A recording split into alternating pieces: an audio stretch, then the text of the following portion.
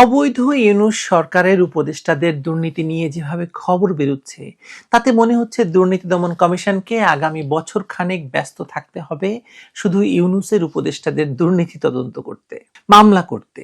কিন্তু তা তো হচ্ছে না, কারণ ইউনূস সরকারের এক্সটেনশন হিসাবে বসানো হয়েছে তারেক রহমানের সরকারকে। ইউনূসের সেকেন্ড ম্যান রওজার খলিলকে তারেক রহমান পররাষ্ট্রমন্ত্রী করেছেন।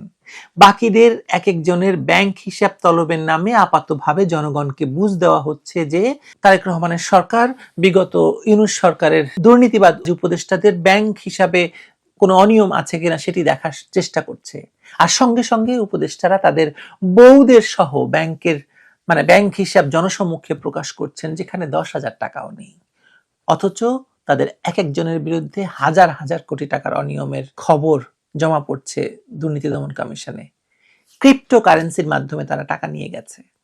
অথচ এই কিছুদিন আগেও এক একজন উপদেষ্টা ওয়েস্টিন ছাড়া হাঁস খেতেন না, বিজনেস ক্লাস ছাড়া ভ্রমণ করতেন না। আপনাদেরকে কথা দিয়েছিলাম যে এক একজন উপদেষ্টার আমলনামা হাজির করব আপনাদের সামনে। আজকে নিয়ে এসেছি বাংলার তারকা বুস্কি খ্যাত মোস্তফা সরোয়ার বুস্কি ফারুককে, মানে মোস্তফা সরোয়ার ফারুকীকে। তার দুর্নীতির কিচ্ছা আসলে বিস্তর, কোনটা রেখে কোনটা যে বলি, তবে সেখান থেকে নির্বাচিত সামান্য খুব অল্প অংশ আপনাদের আজকে শোনাবো।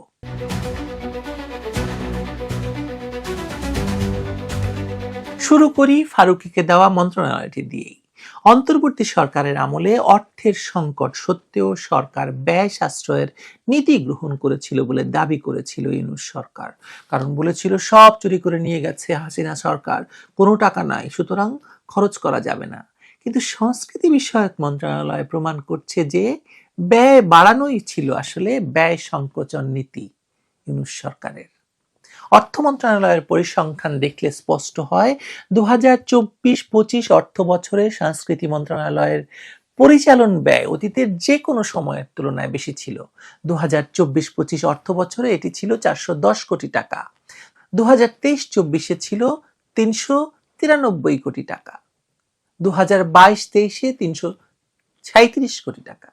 কিন্তু 2025-26 অর্থ বছরে যখন ফারুকীর শনৈ শনৈ ক্ষমতার দাপট, তখন মোট ব্যয় ধরা হয়েছিল 824 কোটি টাকা, যার মধ্যে পরিচালনায় 487 কোটি এবং প্রথম প্রান্তিকে মানে জুলাই সেপ্টেম্বরে মোট 104 কোটির মধ্যে 90.5 কোটি পরিচালনায় খরচ। এই বৃদ্ধির মুখে অন্য মন্ত্রণালয়গুলো সাশ্রয় করেছে, যেমন বাণিজ্য মন্ত্রণালয় 220 কোটি থেকে 183 কোটিতে নামিয়েছে, পরিবেশ মন্ত্রণালয় 711 থেকে 676 কোটিতে নামিয়েছিল। আর ফারুকী নিজে কি বলেছেন? ফারুকী নিজে বলেছেন মন্ত্রণালয় মৃতপ্রায় ছিল, তিনি জাগিয়ে তুলেছেন। নববর্ষ, ঈদ, পূজা, বুদ্ধ পূর্ণিমা, লালন শাহের তিরোধান দিবস, বেসরকারি সঙ্গীত স্কুলে প্রণোদনা, নদীপথে সুরভ্রমণ, জুলাই স্মৃতি জাদুঘর, আন্তর্জাতিক ফেস্টিভ্যাল সহ অনেক উদ্যোগ নিয়ে। বাস্তবে কি হয়েছে জানেন তো? বিগত 18 মাসে দেশের সাংস্কৃতিক কর্মকাণ্ড মরে গেছে, গানের অনুষ্ঠান বন্ধ হয়ে গেছে, বাউলদের উপর হামলা মামলা হয়েছে, সংস্কৃতি ব্রাত্য হয়েছে, মাজার মন্দির ভাঙা হয়েছে, শিল্পী লেখক সাংবাদিকদের ধরে ধরে জেলে ভরা হয়েছে, ফারুকীকে প্রশ্ন করার দায়ে চাকরি গেছে সাংবাদিকদের। এই ব্যয় বৃদ্ধি আসলে স্পষ্টতই দুর্নীতির ইঙ্গিত দেয়, যা ফারুকীর জুলাই কেন্দ্রিক কর্মকাণ্ডের আড়ালে লুকিয়ে আছে।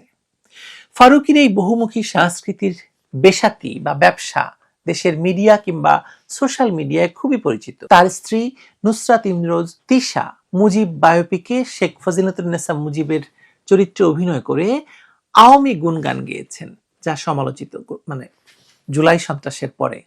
অন্তর্বর্তী সরকার বিদায় নেওয়ার পর বিএনপির তারেক রহমানের দৃষ্টি আকর্ষণে ফেসবুকে প্রশংসা শুরু করেন ফারুকী। জুলাই সন্ত্রাসের মাধ্যমে শেখ হাসিনার পতনের পর যেমন হঠাৎ করে অস্ট্রেলিয়া থেকে উদয় হয়ে ফারুকী বললেন যে 2013 থেকে আমেরিকান ক্লাবে বসে বসে জুনায়েদ সাকির সঙ্গে মদ্যপান করতে করতে আওয়ামী লীগ সরকারের পতনের প্ল্যান করেছেন তিনি। কিন্তু তিনি আওয়ামী লীগের মন্ত্রীদের এমন কোনো আয়োজন নেই যেখানে উপস্থিত থাকতেন না, সবখানে তিনি সস্ত্রীক গিয়ে চাঁদ মুখটি দেখিয়ে আসতেন। ঘোর আওয়ামী আমলে 2019-এ আয়েশা টেলিফিল্মে জিয়াউর রহমানের আমলের সংগঠিত সেনা গুম দেখিয়ে তিনি আওয়ামী লীগকে বলতে চেয়েছেন যে দেখুন আমি কি বের করে এনেছি, জেনারেল জিয়াউর রহমানকে তো শেষ করে দিলাম। আর জুলাই সন্ত্রাসের কালে তো তিনি বঙ্গবন্ধু, শেখ হাসিনা আর আওয়ামী লীগকে রাত দিন গালাগাল দেওয়া ছাড়া আর কোনো কিছু করেছেন বলে প্রমাণ পাওয়া যায় না। হ্যাঁ, তিনি জুলাই সন্ত্রাসের নামে ব্যাপক দুর্নীতি এবং অর্থ তছরূপ করেছেন বলে প্রমাণ পাওয়া যায়। সে কথায় আসছি পরে। নির্বাচনের পরপরই তিনি নেমে যান তারেক রহমান বন্দনায়। ওদিকে যখনই কেউ তার আয়েশা টেলিফিল্মের জিয়াউর রহমানের ভয়ঙ্কর বিচার বহির্ভূত হত্যাকাণ্ড নিয়ে কথা বলেন, তখনই তিনি একটু চুপ হয়ে যান। তিনি মোহন রায়হানকে বাংলা একাডেমি পুরস্কারের জন্য মনোনীত করে ধরা খান, কারণ তিনি বুঝতে পারেননি যে মোহন রায়হান জেনারেল জিয়ার হাতে কারাগারে খুন হওয়া কর্নেল তাহেরকে নিবেদন করে কবিতা লিখেছিলেন।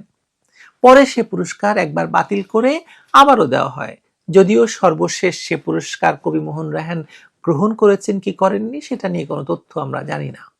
বোঝাই যায় জামায়াতের বুদ্ধিতে এই কর্নেল তাহেরের বিতর্ককে আবার উস্কে দেন ফারুকী। 21-এ পদক দেন এমন এক নৃত্যশিল্পীকে যার বয়স 21 হয়েছে কিনা সন্দেহ।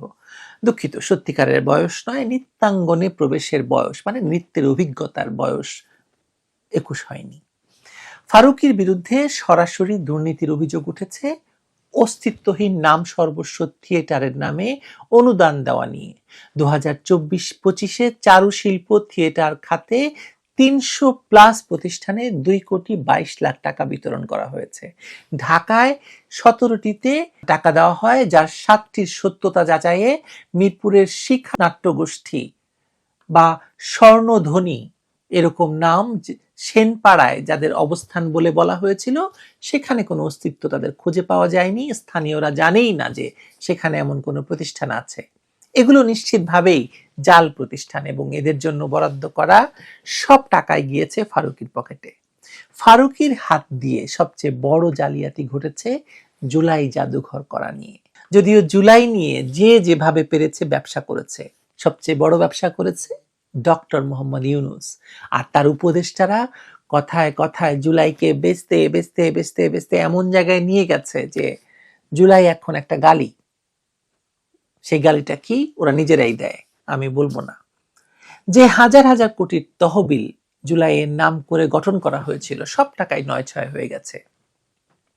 কিন্তু ফারুকী সেখান থেকে ভাগ না পেয়ে দেশের জনগণের টাকা মেরে দিয়েছে। টাইমস অফ বাংলাদেশের তদন্তে দেখা গেছে যে ফারুকী নিজেকে এই জুলাই জাদুঘরের চেয়ারম্যান বানিয়েছেন, যা ট্রান্সপারেন্সি ইন্টারন্যাশনালের ইফতেখারুজ্জামান কনফ্লিক্ট অফ ইন্টারেস্ট বলেছেন।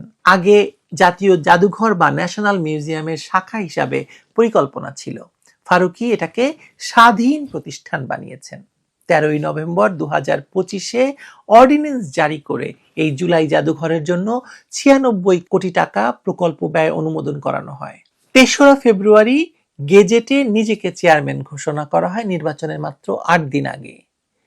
নিয়োগের নিয়মে প্রথমে পাবলিক অ্যাডমিনিস্ট্রেশন মিনিস্ট্রির মাধ্যমে করানোর কথা থাকলেও ফারুকী তা প্রত্যাখ্যান করে আসিফ নজরুলের আইন মন্ত্রণালয়ের অধীনে তা নতুন করে শিথিল করে নেন, যাতে নিজে যোগ্যতা পান। যদিও তার নাকি যোগ্যতা বলতে নাখালপাড়া স্কুল থেকে মেট্রিক, সত্য মিথ্যা জানি না।